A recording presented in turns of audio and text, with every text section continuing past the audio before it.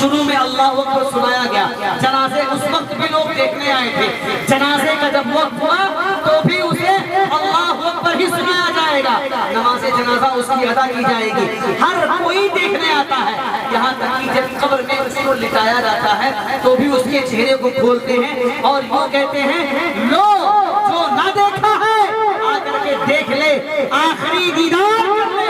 ملت کے نوجوانوں یہ دو موقع ہوئے، اب تیسرا موقع ملاحظہ فرمائیں۔ ایک وقت ایسا انسان پر آتا ہے، ہر شخص پر آتا ہے، چاہے وہ مرد ہو چاہے وہ عورت ہو۔ میرے ملت کے نوجوانوں، جب انسان نکاح کرنے کے لیے دولہا کیا بنایا جاتا ہے؟ دولہا بنایا جاتا ہے تو اسے ہر کوئی دیکھنے آتا ہے، ہمارے ہم اور آپ دیکھتے ہیں، ہمارے محلے کے تمام لوگ دیکھتے ہیں، دلہن جب عورت بنتی ہے تو بھی اسے دیکھا جاتا ہے، یہاں تک کہ مدعائی میں تو ماشاءاللہ ہزاروں ہزار کے اس کو انعام بھی جاتے ہیں۔ یہ معاملہ ہوتا ہے، یعنی 3 موقع ایسے ہوتے ہیں نظام ملت اسلامیہ، انسان کو ہر کوئی دیکھنا چاہتا ہے، شروع اللہ اکبر سے ہوا، ختم اللہ اکبر پر ہوا۔ مگر میرے ملت کے نوجوانوں، اگر میں آپ سے پوچھوں بتاؤ 3 موقع میں 2 موقع پر تو اللہ اور اس کے رسول کا ذکر ہوا، مگر جو بیچ والا موقع تھا شادی کا، اس موقع پر کچھ ہوا کہ نہیں ہوا؟ حتی الامکان آج کل ماشاءاللہ سنی صحیح العقیدہ مسلمان لوگ الحمدللہ ہر موقع پر پیارے حبیب صلی اللہ تعالی علیہ وسلم کی محفل سجاتے ہیں، ہے کہ نہیں ماشاءاللہ؟ اور آج ہم یہ سجا کر کے بتا رہے ہیں کہ کل کی جب تاریخ میں ہمارا بیٹا دولہا بنے گا، ہمارا بھائی دولہا بنے گا، ہمارا بھتیجا دولہا بنے گا، ہمارا نواسا دولہا بنے گا، ہمارا ناتی دولہا بنے گا، کس کا جیسا رشتہ ہوگا ہم یہ سوچ رہے ہیں۔ ہمارا بچہ جب دولہا بنے تو اس سے پہلے خدا کا بھی ذکر ہو جائے اور خدا کے مصطفیٰ کا بھی ذکر ہو جائے۔ سبحان اللہ، نعرہ تکبیر، نعرہ رسالت، علماء اہل سنت، نعرہ تکبیر، نعرہ رسالت، سبحان اللہ۔ کے نوجوانوں عزیزان ملت اسلامیہ گھبرائیے نہیں، ابھی تک تو ہم صرف سن رہے تھے اور خوش ہو رہے تھے، اب سننے کے ساتھ ساتھ انشاءاللہ خوش بھی ہوں گے اور نصیحت بھی حاصل کریں گے، ہمارے علم میں بھی اضافہ ہوگا۔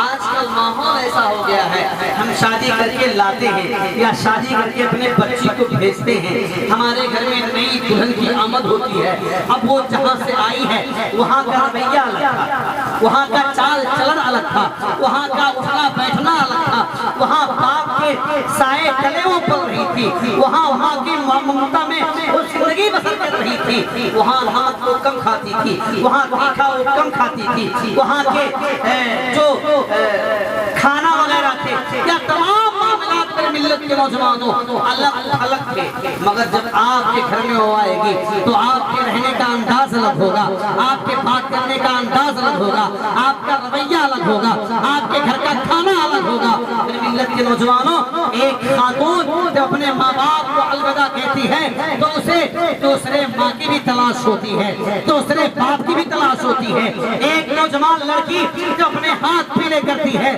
تو اپنے بھائی کو چھوڑ کر کے آتی ہے، اسے یہاں بھائی کا پیار ملنا چاہیے، ایک بہن کو چھوڑ کر کے آتی ہے، یہاں ایک بہن کا پیار ملنا چاہیے۔ عزیزان ملت اسلامیہ، مگر آج اس دور میں تو الٹا ہوتا ہے، ہم نکاح کر کے لے آتے ہیں، جہیز نہ دیا جائے تو بیٹی پر تشدد کرتے ہیں۔ میرے ملت کے نوجوانوں، گھر پہ پہنچنے کے بعد اگر تمہاری گھر کی بہو پہل بسم اللہ ہمیں کھانا بنائی ایٹھا ہو گیا، اس پر ساسو ماں بھڑک پڑتی ہیں، اس پر ان کا شوہر چلانے لگتا ہے، اس پر ان کے گھر کا سسر چلانے لگتا ہے، ہماری بہو کو تو کھانا بنانے کا طریقہ نہیں ہے، ہماری بہو کو تو اٹھنے بیٹھنے کا طریقہ نہیں ہے۔ میں آپ کو ایک پیغام دے رہا ہوں، اے مسلمانوں اہل سنت، اے میری ماں اور بہنوں، غور سے میری بات سنو، جو لاڈلی آپ کے گھر پہ آئی ہے، آپ کے گھر کے وکیلوں کو نہ جانتی تھی، آپ کے گھر کے حالات کو نہیں جانتی تھی، آپ کے گھر کے اٹھنے بیٹھنے کے طریقے کو نہیں جانتی تھی، آپ کے گھر کے کھانے کا ذائقہ کو نہیں سمجھتی تھی، اگر اس سے بھول ہو جائے، اس سے غلطی ہو جائے، ہماری بڑی ذمہ داری ہے میرے ملت کے نوجوانوں کہ اس کو اپنے سانچے में ढालने की कोशिश करें, उसको निखारने की कोशिश करें। इस तरीके से हम अपनी बहन को बहन समझते हैं।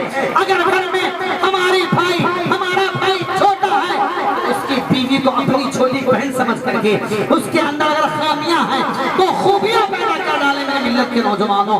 ऐसे ही अगर मेरे बड़े भाई की वो दुल्हन है तो छोटा भाई बन करके उसके तमाम नाज़ुक नखरे उठाए।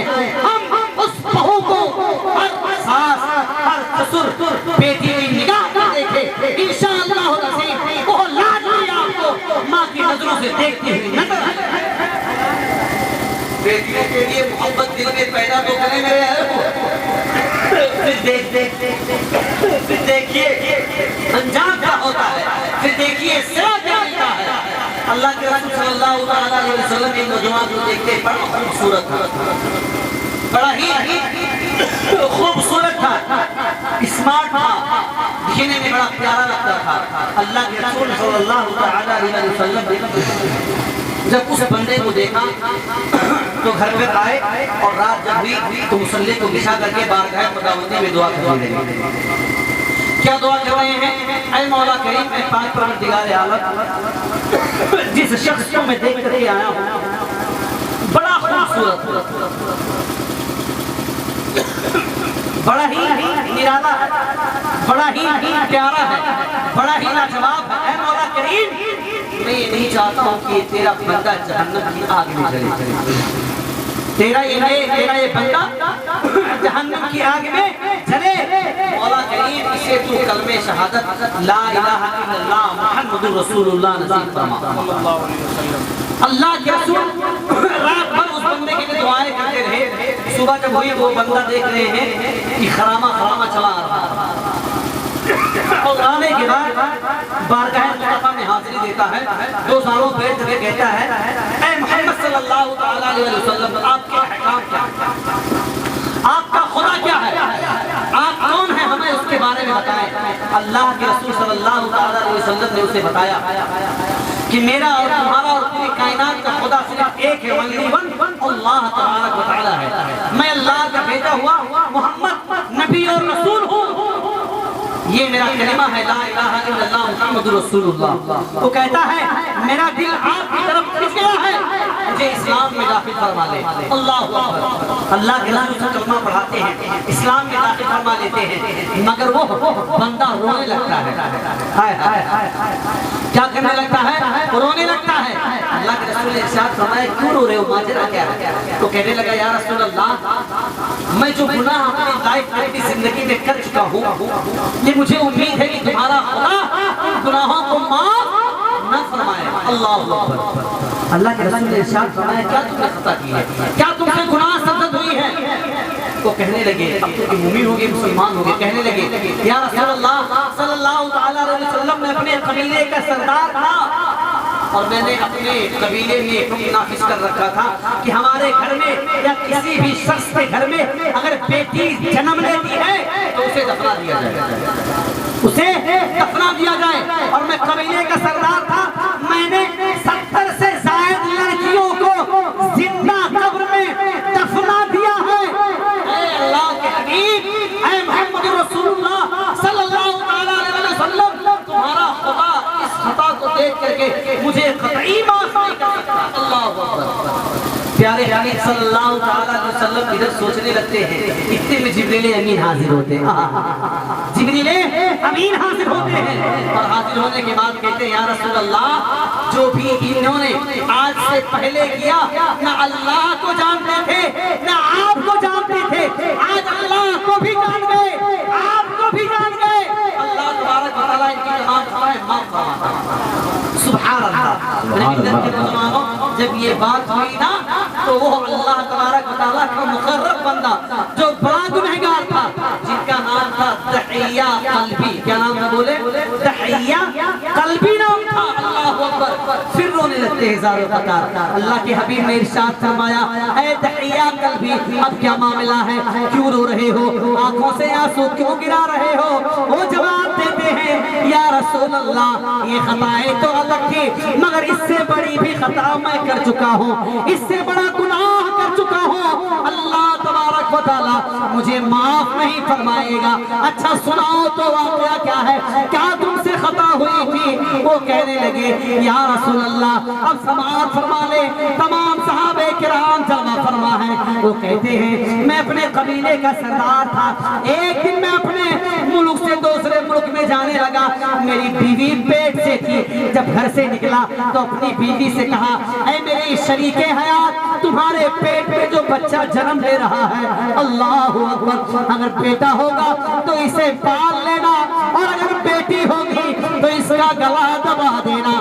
میں یہ کہہ کر کے اپنے گھر سے چلا گیا، کئی سال بعد جب واپس آیا دروازے پر میں نے دستک دی، ایک ننھی سی بچی ایک پیاری سی لاڈلی آ کر کے دروازے کو کھولتی ہے اور کھولنے کے بعد آ کر کے مجھ سے پوچھتی ہے اے آنے والے شخص ذرا یہ تو بتائے کہ آپ ہے کون؟ اللہ اکبر، تحیہ قلبی کہتے ہیں میں تو اس گھر کا مالک ہوں۔ میں نے کہا مجھ سے مت پوچھو کہ میں کون ہوں، اے بچے تو بتا کہ تو کون ہے؟ لڑکی جواب دیتی ہے میں اس گھر کے مالک کی بیٹی ہوں، لاڈلی ہوں، اب آپ بتائیں آپ کون ہیں؟ تحیہ قلبی کہتے ہیں اگر تو اس گھر کے مالک کی بیٹی ہے تو میں اس گھر کا مالک ہوں۔ لڑکی میری لاڈلی فوراً آ کر کے میرے قدموں سے لپٹ جاتی ہے اور لپٹنے کے بعد کہتی ہے بابا جان آپ کہاں چلے گئے تھے؟ اے بابا جان آپ کے بارے میں نے امی جان سے سنا ہے، آپ بتائیں اتنے دنوں تک کہاں تھے؟ چلیے ابو جان آرام فرما لیجئے۔ گھر میں گئے، تحیہ قلبی پہنچتے ہی اپنی بیوی پر برس پڑے اور کہنے لگے اے میری شریک حیات میں نے تو تجھ سے کہا تھا کہ اگر تمہارے پیٹ میں جو بچہ جنم لے رہا ہے اگر لڑکی ہوگی تو اس کا گلا دبا دینا، مگر تو نے